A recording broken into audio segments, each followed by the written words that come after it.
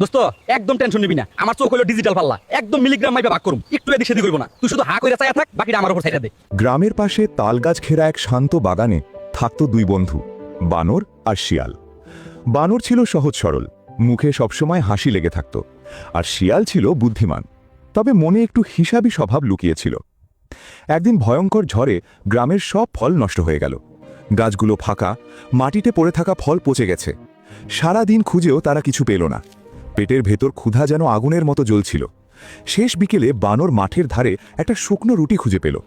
চোখে আনন্দ নিয়ে সে বলল, বন্ধু দেখ, আজ আমরা বেঁচে গেলাম, চল দুজনে ভাগ করে খাই।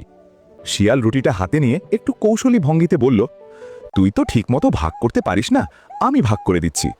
সে রুটিটা ভেঙে একটা বড় আর একটা ছোট টুকরো করল। মনে মনে সে ভাবল, এবার বানর নিশ্চয়ই বড় টুকরোর জন্য ঝগড়া করবে।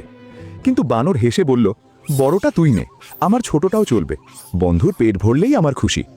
এই কথায় শিয়াল স্তব্ধ হয়ে গেল। তার বুকের ভেতর যেন কিছু নরম হয়ে গেল। যে চালাকি দিয়ে সে বেশি পেতে চেয়েছিল, সেই মুহূর্তেই সে বুঝল বানরের হৃদয় তার চেয়ে বড়। চুপচাপ বড় টুকরোটা বানরের হাতে তুলে দিয়ে শিয়াল বলল, আজ তুই আমাকে শেখালিস বন্ধুত্বের লাভ লোকসানের হিসেব চলে না। সেদিন তারা অর্ধেক রুটি খেলেও মন ভরে গেল, কারণ খাবার কম ছিল কিন্তু হৃদয় ভরা ছিল। সত্যিকারের বন্ধুত্বে লাভ লোকসানের হিসেব থাকে না, থাকে শুধু হৃদয়ের টান। যার মন বড় সে কম পেয়েও বেশি সুখী থাকে। স্বার্থ দিয়ে সম্পর্ক টেকে না, ত্যাগ আর আন্তরিকতায় বন্ধুত্বকে পূর্ণ করে।